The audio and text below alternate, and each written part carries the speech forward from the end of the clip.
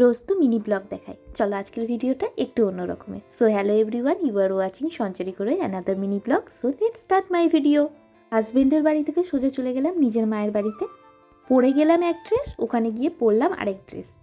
2018 সালের কেনা জাম্পস্যুটটা এখন আমি 2026 সালে পরতে পারছি, সেটাই এত বছরের ডিস্টেন্সের পর আমি আবার পরলাম। ঘুরতে যাওয়ার কথা ছিল মা দিদার সাথে, তার সাথে আমার বান্ধবীর মাও ছিল। টোটোয় করে প্রাকৃতিক দৃশ্য দর্শন করতে করতে জঙ্গলি কালীবাড়িতে মানে ডাকাত কালীবাড়িতে চলে গেলাম। সেখানে এই বাচ্চাদের সাথে দেখা, আমি যেখানেই যাই সেখানে কিন্তু বাচ্চারা আমার সাথে দেখা করে, পারলে আমাকে অনেক বাচ্চা এগিয়েও দেয়, যেমন এ আমাকে এগিয়ে দিচ্ছিল। তাই ওকে টাটা করে চলে গেলাম। যতদূর আমি গেলাম ততদূর ও কিন্তু আমাকে টোটো পর্যন্ত এগিয়ে দিয়েছে। এরপরে গেলাম আমইপাড়ার কালী মন্দিরে।